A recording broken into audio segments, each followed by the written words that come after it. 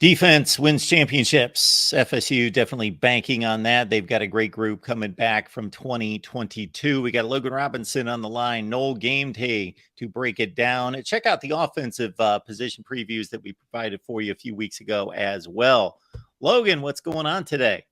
Good to see you, Mark. We are really now nearing the season. We were just talking about it earlier in the production meeting, just how close we are, and the numbers are rolling right now. A lot of the FSU fan base are looking into seeing what's going on during camp and what the projected depth chart's going to look like. Definitely, specifically on this defense, because I think FSU fans know what they got on offense, and it's absolutely loaded over there. But there is a few question marks on defense, which we'll discuss. But a lot of excitement.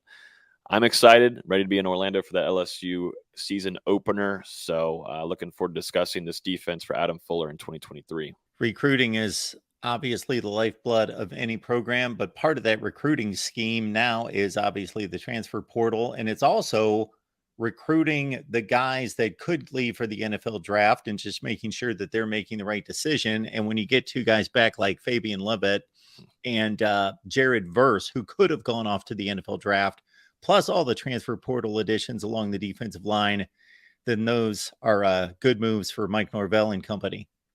Yeah, they are. And looking specifically at Fabo and that interior and what they were able to bring into with Braden Fisk being alongside with him, we'll talk about it too with Daryl Jackson and not getting his waiver from the NCAA. Fabo and Jared Verse, like you said, those guys could have moved on, but with NIL and those opportunities alongside too with some of your other teammates talking you into coming, like a Trey Benson, Jordan Travis, Johnny Wilson, having those guys get in your ear and say, hey, let's make a run in 2023.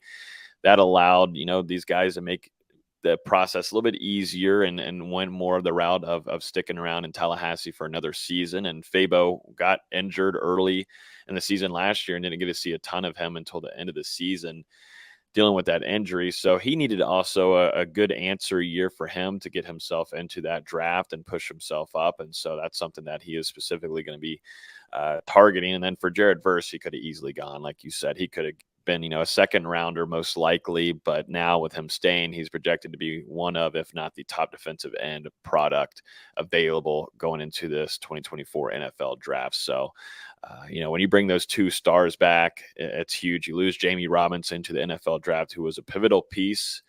And the secondary, Mark, we've talked about him quite a bit, just of his smarts, and he puts himself in the right spot at the right times, and he saved a lot of touchdowns for Florida State's defense throughout his career, and definitely last year as well.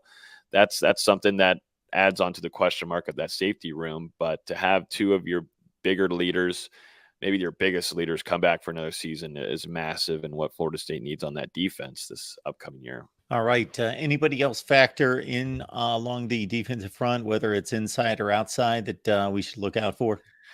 To look out for, and it's hard to miss this guy, and this is going to be Braden Fisk, the Western Michigan defensive tackle, one of the top transfers in the country coming in. Mark got to see him on the first day of fall camp, and without pads, this guy is ginormous. And, that's something Florida State and Odell Higgins, Florida State's defensive line coach, is wanting to utilize a lot with adding pressure on the interior. And I think that's something Florida State really kind of had its losses last year when Fabo was hurt. When Fabian Levin wasn't in the games, you had just Robert Cooper holding on some offensive linemen there, but you really weren't disrupting and adding some pass rush. You were really relying on your outside rush. So Florida State bringing in Braden Fisk, there's a main reason for that. They want to get in and rip through the inside. And so having him alongside now, Fabo, Joshua Farmer, Malcolm Ray, some of these other guys, I talked about it earlier, but Daryl Jackson, we were expecting him to hopefully get that waiver and see him out in the field in 2023, but the NCAA has denied that appeal for his waiver. So now Florida State's in a really tough spot of not being able to add the Miami defensive tackle transfer, which would have been, just icing on the cake almost for this defensive line. It's not a brutal loss for the Seminoles, but it really, I think, could have really been a potential game changer for the defense specifically, maybe not as a team overall, but this would have really helped this defense. And you got to have some younger guys step up, like Ayobame Tafase. Daniel Lyons is showing a lot of strides too. I've really liked what I've seen from him. He's also put on some size. I think he was the most technically sound defensive tackle I've seen since being on the ground on site covering Florida State. I always am over there watching the offensive line versus defensive tackles. And Daniel Lyons, really good with his hands, has good footwork and is able to get passes blockers well. And, adding that size, I think helps a ton. He was going against first team offensive line and causing some problems and ripping through. So defensive tackle, I think there's a lot to like. And then you also, we keep forgetting this guy. He's been around the program for a long while, it feels like. But Dennis Briggs is going to be returning as well. He's kind of a hybrid between outside and inside. They're going to use him in that same type of way, along with Braden Fisk. You can put him on the outside as well. So a lot of utilizations that Odell Hagens has in his chamber for this upcoming season.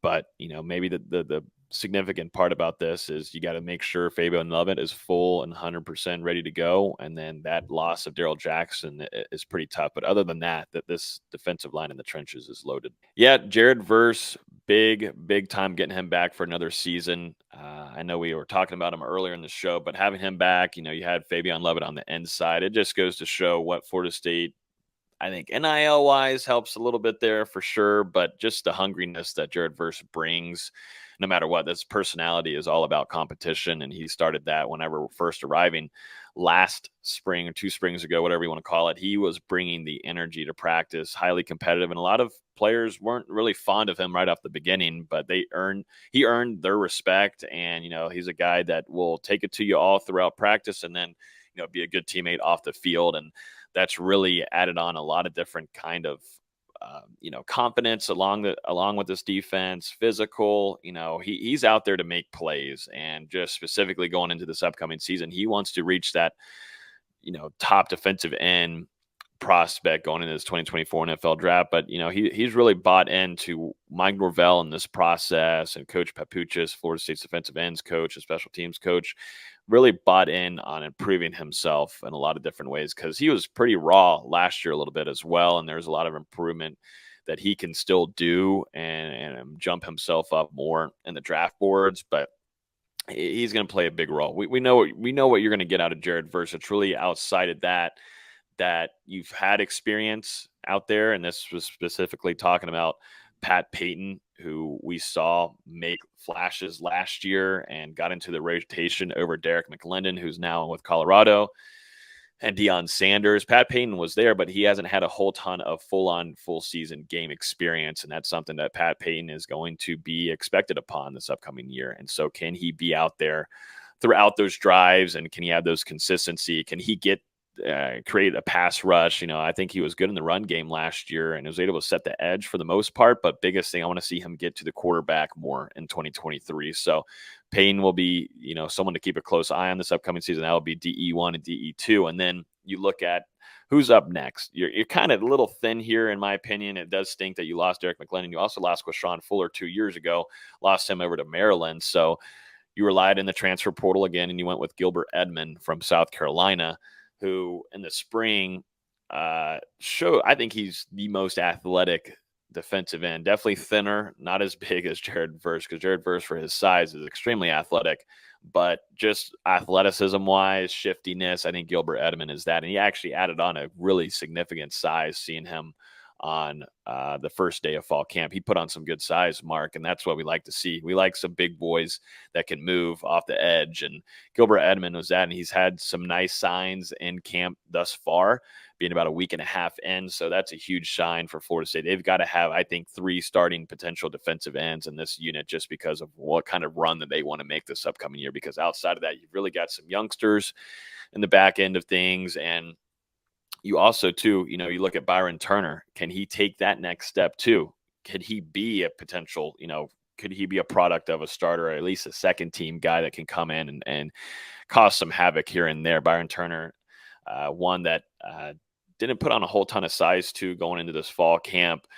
I was kind of questioning that. But, if he's technically sound and he's able to get to the backfield, frequently, that'll be huge for him. That's really is going to be with his assets and his size. He's going to have to be a pass rush.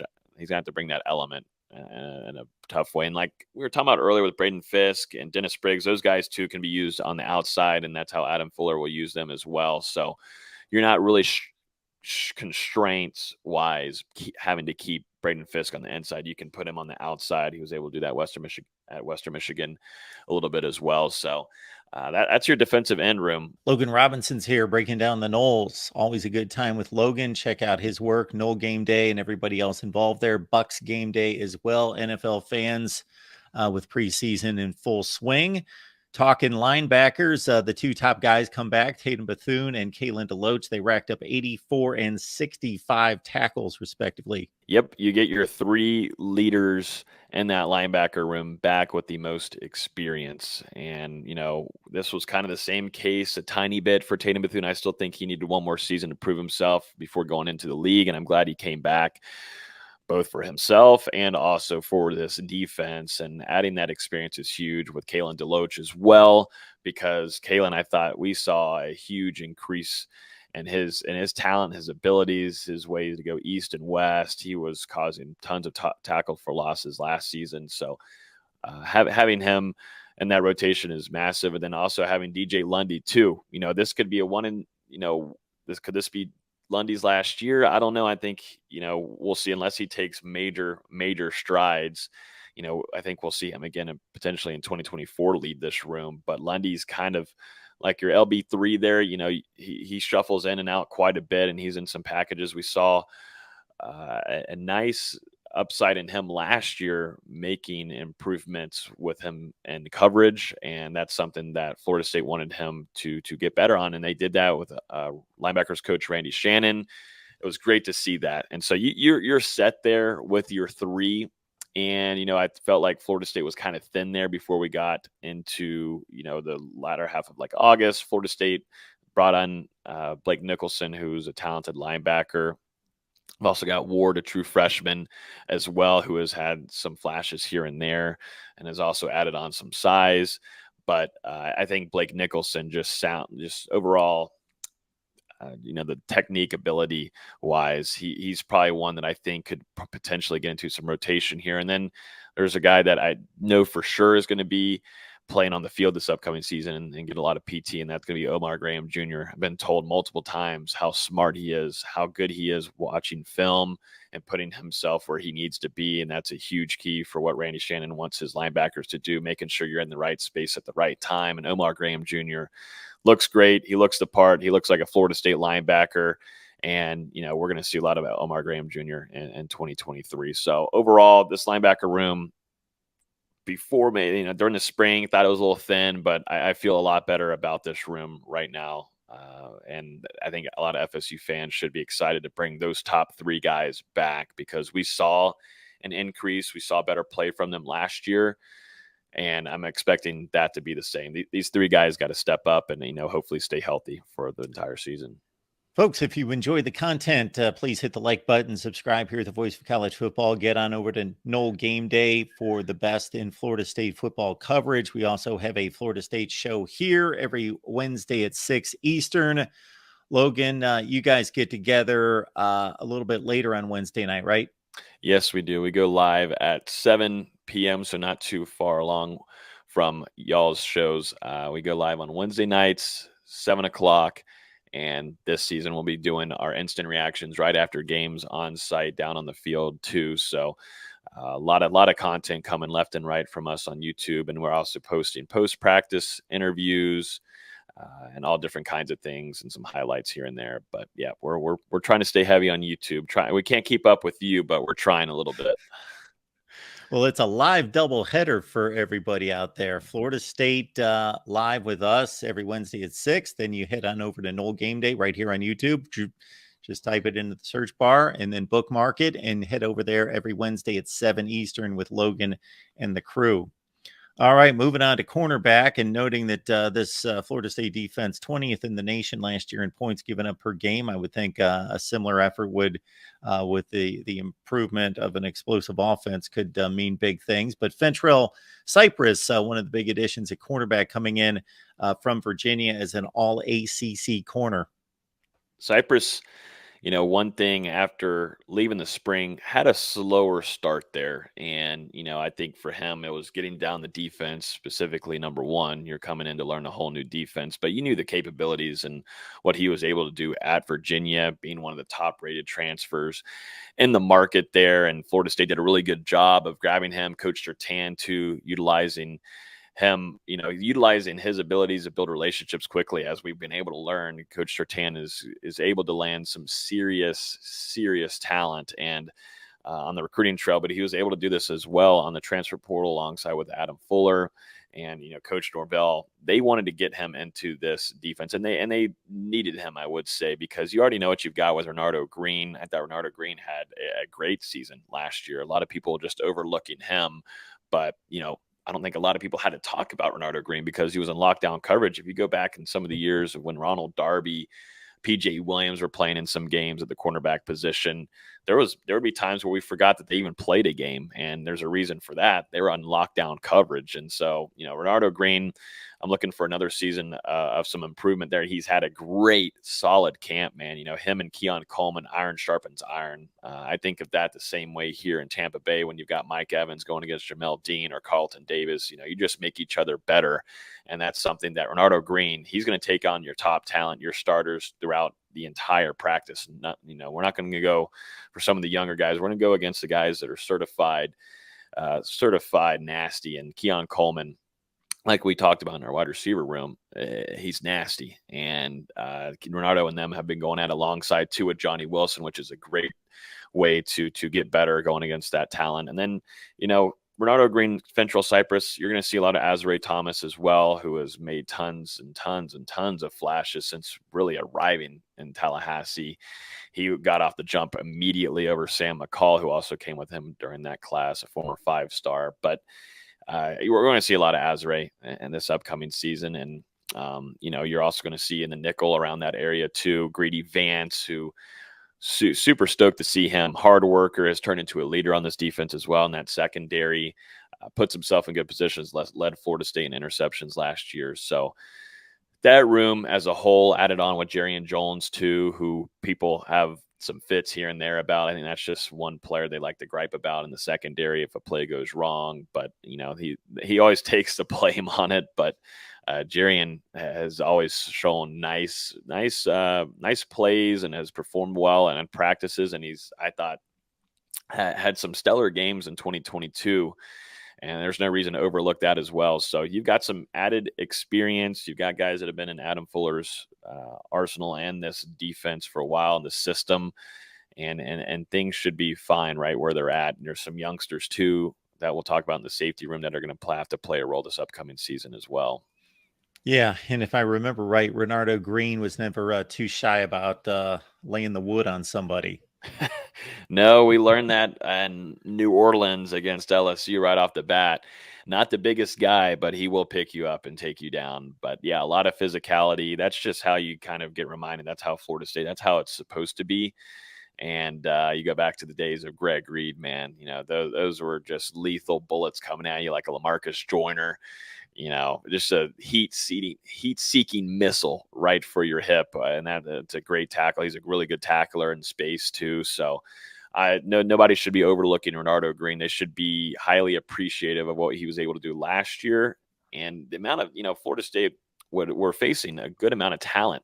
That's one thing about this defense. Florida State and Adam Fuller, I thought, did a really good job last year of suffocating the playmakers on offense that they were going against. And they specifically had a good job of resisting those players that make big plays. And, sometimes I would allow for other things to happen, but you got to pick one. If you're going to rely on the quarterback to have to throw, but your playmaker, his go-to wide receiver is not on check, then you have a better risk, or it's just all up to the coach on what they want to do. But I thought Renardo Green, whenever he was having to go against wide receiver ones and the opponents there, he showed up and played on. I'm interested to see too how Fintrell Cypress is doing this, how he's able to go against some of the competition. And then we're going to find out week one, LSU is always going to have wide receivers. They're always going to have talented wide receivers no matter what. And Florida State, for the most part, majority of that game, we're locked down in that secondary. So we're going to find out about this secondary in first week in Orlando.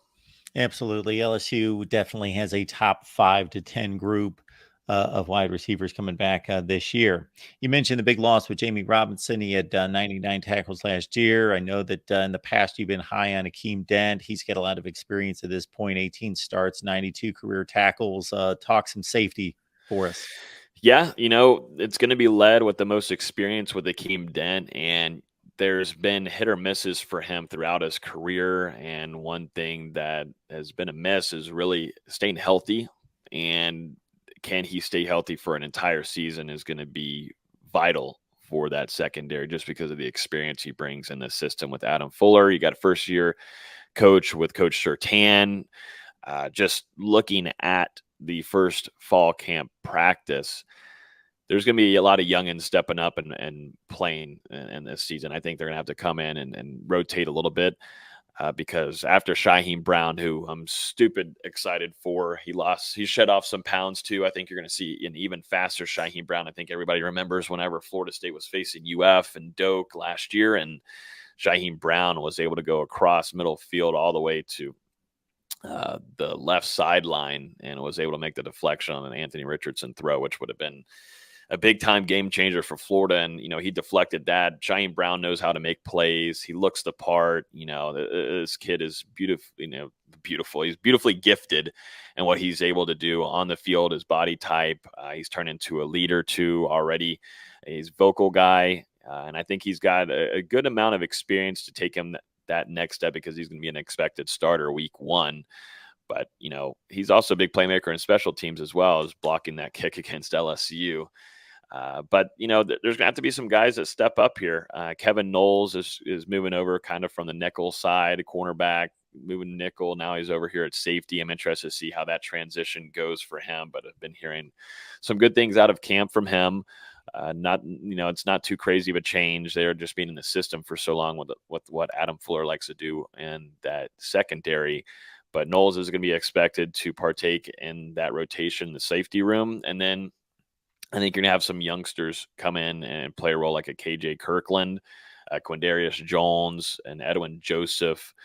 Those three I'm keeping an eye on. Also Baker, who transferred over later during this offseason. So Ashland Baker, he's it's made me feel a lot better just of what I'm hearing from camp, and then what I saw firsthand when Edwin Joseph was making some serious plays. Just knowing that these freshmen have done a really good job in the film room, Mark. They've done a really good job of understanding the system, and it seems like they've already been in practice for over 3 weeks. It felt like those guys were in tight coverage, and those were just true freshmen. So, I feel better about the safety room, but it's by far the biggest question mark going into this season, probably overall, offensively, defensively. Offense, you've got everything set there. You're fine, but defensively, that safety room is going to be something to watch and monitor if there are some health situations and injuries that go down, with your starters. There's going to have to be some young guys that have to step up, and some guys that don't have a lot of experience playing on the college level, which could be a little concerning, but we'll see. Knock on wood, they don't have to worry about that. But the only thing is, Akeem Dent, like I was saying earlier, has dealt with injuries. I can't remember, having him fully healthy for a season. It's just, had the flashes his freshman season. It just, if he can stay healthy, that's going to play a huge part in making sure Florida State doesn't allow these explosive plays, which they did a really good job of last year, Mark. They did a good job of not allowing that. Being one of the best teams in the country of doing that. But, we'll see. But I think it's going to really be highlighted this upcoming season with Shaheem Brown. I'm expecting him to be a potential star in this defense and be a potential star as a career here in Tallahassee. Folks, we go live every Wednesday at 6 Eastern Time on our Florida State channel. Then you follow that up with Logan and the Knoll Game Day crew right on Knoll Game Day right here on YouTube. They go live every Wednesday at 7 Eastern. So a big Florida State doubleheader live for you each and every Wednesday night. Well, of course, the big story of 2022 from a special team standpoint was Ryan Fitzgerald. He did finish strong, hitting 8 of 11.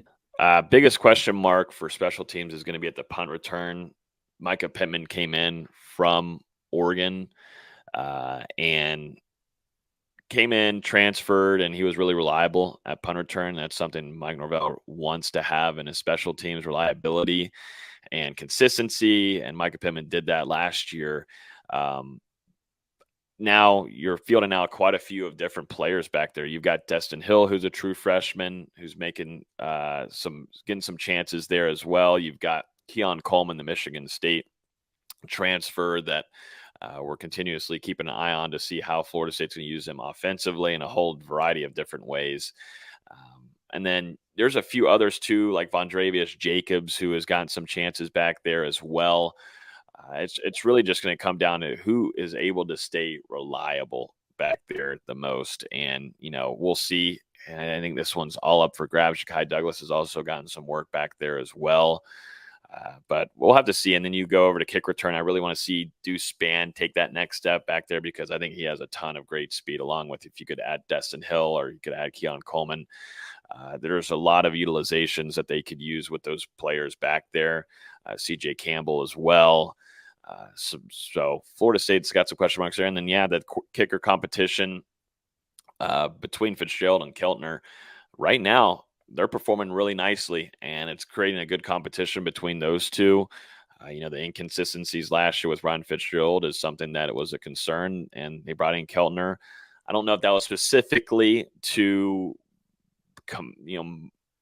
put, Fitzgerald into a kicking competition, but I definitely think it has raised a better play out of Fitzgerald. And I think too, competition is competition. Keltner had a little bit of a struggle in the spring. Fitzgerald had a better spring overall, but it wasn't crazy significantly different. We got to continue to see a good competition coming out of this camp because they need to have reliability on just getting some points up, man, and not missing out on these potential, game winners or, just putting yourself ahead in the fourth quarter. They got to have someone step up here. So other than that's really my biggest things, keeping an eye on throughout the rest of camp on this special teams. That's the breakdown, folks. We always appreciate Logan get together with us each and every spring to highlight the team and get ready for spring camp. Then we do the same thing every summer. So Logan's been here for us, breaking down the offense and the defense, and you got to join him and the rest of the staff there at Knoll Game Day on a regular basis, but specifically on Wednesday night, 7 Eastern, right here on YouTube. Logan, good stuff. Appreciate you being here. Absolutely. Thank you, Mark, for having me. Always a pleasure. Looking forward to this upcoming season. It's going to be a fun one. Super amped about going to a lot of these games and traveling to them. So we'll see if Florida State's able to reach Charlotte this upcoming season and maybe a potential playoff. Getting all these projections everywhere. I'm interested to see yours, though, Mark, whenever it drops. Be keeping a close eye on that one. So we'll see. But big season ahead for Mike Norvell and company. Will they make a run? We'll see. Yep, got to make the final call on that one. We'll do that here soon. Time's running out. So appreciate it, Logan. Absolutely.